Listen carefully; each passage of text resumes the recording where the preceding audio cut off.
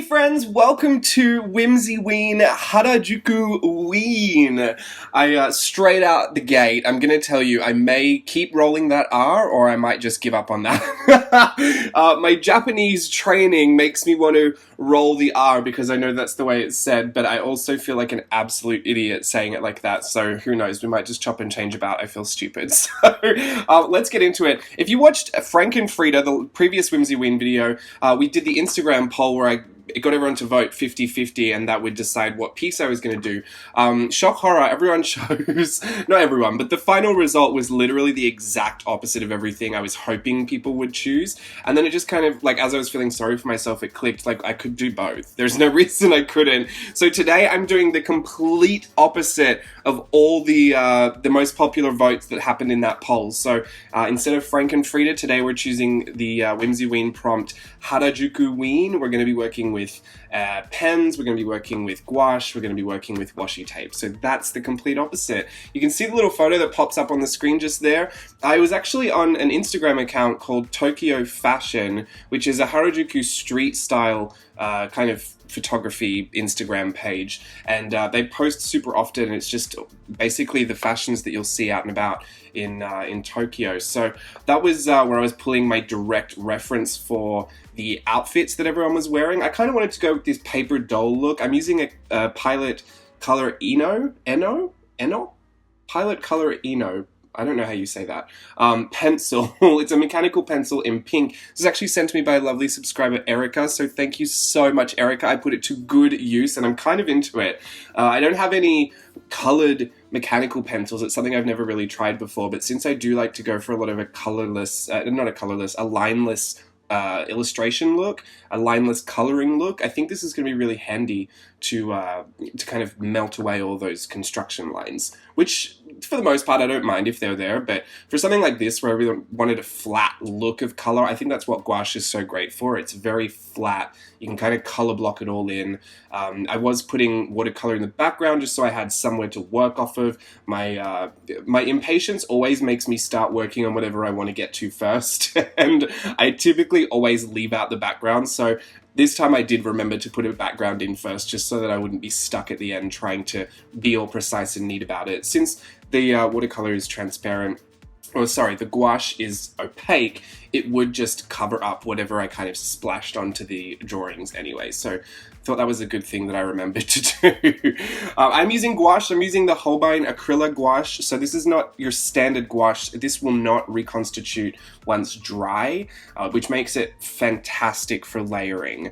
You're not going to have to worry about pulling up and reactivating the gouache that's already dried underneath. So this is a fantastic gouache for layering.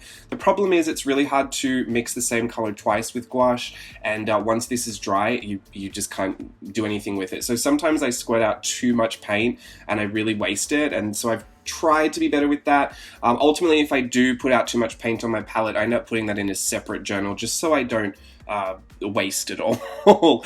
And the thing about gouache is that I think a lot of people get scared of it because it's hard to mix that perfect ratio. You have to add water to it to kind of get it going, but if you add too much, it becomes a little streaky, a little see-through.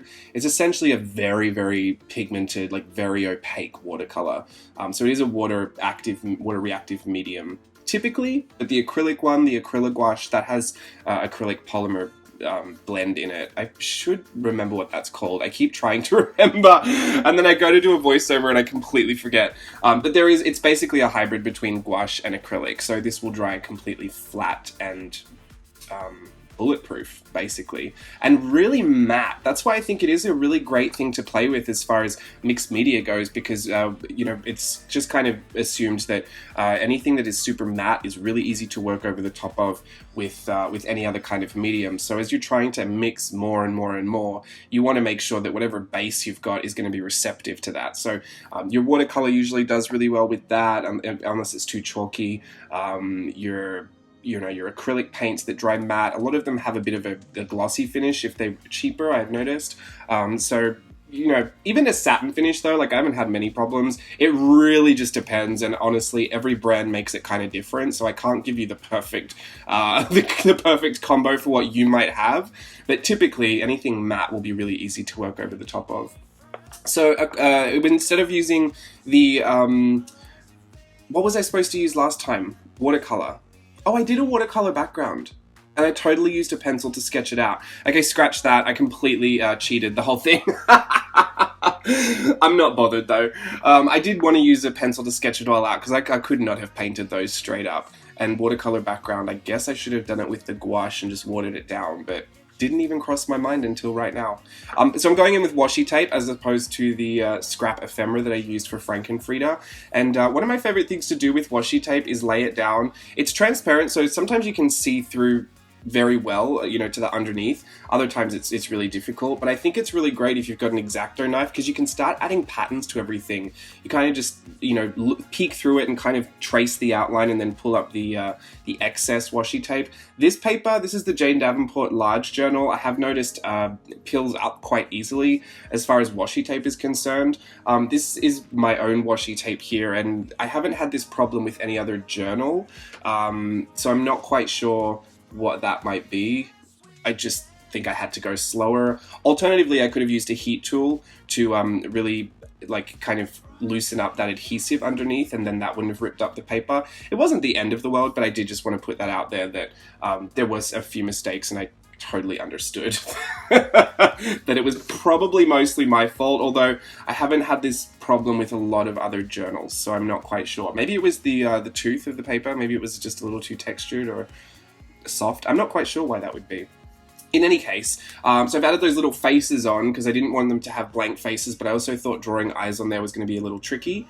And since I got to use washi tape, I thought, fantastic, let me just use that one. And the Feline My Oats washi tape, I wanted to cut out all the photos of Bianca and just put them on as headpieces.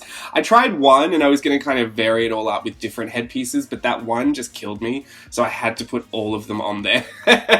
And it's probably my favorite part of the whole thing. I know it's so stupid, but especially the one in the center, like, I wish you could all meet Bianca just so she would make a lot more sense to you. I know I've talked to her about a million times, but she is like an absolute queen. Just the temperament, the attitude, the personality, and just to see her on top of those little paper dolls, it's just too funny to me. Okay, so we're going in with the pens now. Instead of using pencils like I did in Frankenfrieda, I get to use pens, which basically just meant that I was going to use this blue Muji gel pen, the gel ink pen, and a white Uniball Signo, just to add in lots of details and highlights. I did want to go with a really simple color palette, like for Whimsyween. I said at the beginning I wanted to have a very pastel fantasy throughout the whole season, so I have just used the 3 colors of gouache and mixed them with the white gouache to create tones. So it's a, it's all the one color. I've essentially only used 3 tubes of gouache here, plus a white, but I managed to get a lot of different tones, which helped break up the image because it could be quite confusing if I just used all of the same color. So you can really extend your mediums and really, go nuts with them if you feel like mixing and just having a bit of a go. I don't think, it just kind of shows that you don't need a lot. You know what I mean? Like, you don't need everything in the kitchen sink. This was 4 tubes of gouache, a pencil, 2 pens, and some washi tapes, and an X-Acto knife, I guess, and watercolor. Okay, you need a lot. No, you don't. You really don't. You could have skipped any of those steps, or you could have substituted other things for other things. That's the beauty of mixed media, right? We're not really bound to one thing, so you kind of get a little bit more experimental than I feel like you would in any other case, which is, I guess, why I've grown to love it so much. Speaking of love it, Harajuku, I should totally mention Harajuku while we're on the subject. Harajuku is one of my favorite places in the entire world because it is so bizarre. Like, I don't even know how you're supposed to explain it. I think most people that have looked into it a little bit or know a little bit about it or perhaps have visited are familiar with Takeshita Dori, which is that street that essentially starts at Omotesando station, or I guess whichever way you're coming into that street, I guess it starts there. But it is just like one very narrow, very, it's not really that long. Like, I wouldn't even say it was a kilometer. How long is that street? It's not long at all. Like, you can walk from one end to the other in about 10 minutes. 40 minutes if there's a crowd, which there usually is. No, it's not that big at all, and it's the really famous street that everyone kind of goes to in Harajuku, but it is a neighborhood. Like, there's actually a lot else to see, or a lot more. A lot else? What kind of English is that? There's a lot more to see in Harajuku than just Takeshita-dori. So right at the back is, well, depending on where you're going, but on the back end of Harajuku around the station area, if you kind of walk beyond that, there's Meiji Jingu Shrine, which is a massive park with like a kind of like a forest in the middle of the city. And there's a big shrine in there, so you can get your full-on traditional Japan on. And then you even, like, on Takeshita-dori, there's the cat cafe. If you watch the Japan vlog last year, that when Steve and I went to go and visit Japan, we actually have a whole bunch of footage just walking down the street that I'm talking about today. And there's a cat cafe, which is super hilarious. I mean, I know people aren't into that, but, like, look at the page that I'm doing. There are 5 cat heads on this page. Like, I was absolutely not going to miss the cat cafe. Well, and I guess I should mention, for anyone that maybe is new around here, I actually used to live and work in Japan back in the day. It feels like a million years ago, but I guess it was technically not that long ago.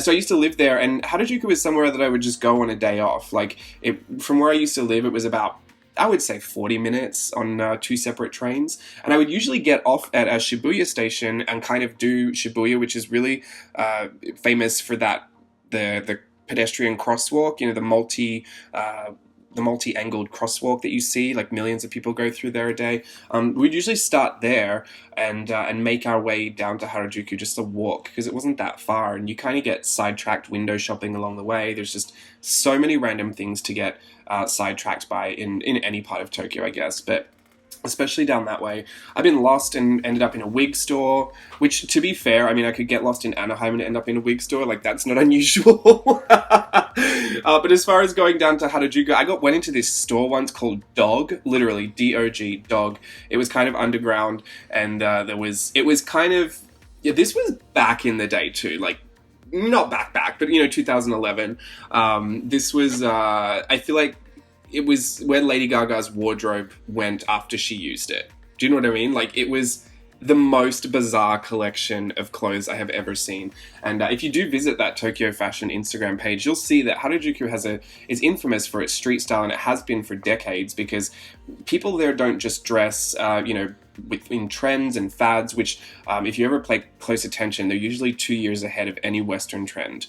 I used to laugh about it and used to think like it was coincidence, but it is a proven fact that anything that you see out there will come to us 2 years later. So it is super on the cutting edge of trends and hip culture, but also avant-garde. Like, people just wear whatever they want to wear and express themselves in any way, shape, or form, and it's so much fun to just be in that environment and to watch people do that, and also feel very liberated to do that yourself. I know that in Japan I made some fashion choices that I would never make in any other country. Like, I've had balloon pants on, I've had polka dotted jackets on. I used to wear a little short summer suit, seersucker summer suit, which I guess at the time I thought was kind of outrageous, but then that did hit Western culture eventually. And now I guess people out here are doing male rompers through the summer. I did see some men in onesies, which a bit too adventurous for me. I'm built like a footballer, so it's not a great look on me.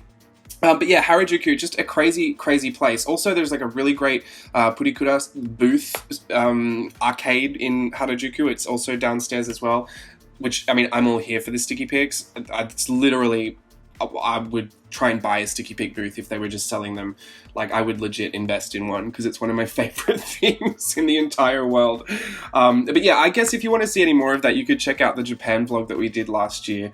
This part, I just have to mention, I did think I wanted a pocket on this page for who knows what reason. So I used some Tim Holtz tissue paper. I did it. I fully put everything in, and I thought, why am I covering up all the stuff that I just did?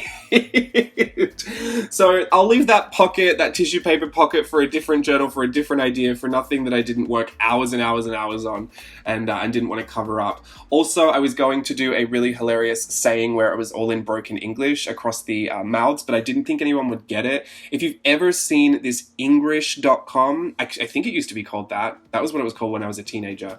There's all these funny translations from Japanese to English, which I wanted to kind of make across their mouths, but I didn't go with that because I didn't know if anyone would get it. But either way, I had a fantastic time doing this. Thank you so much for watching, and I'll see you soon. Bye!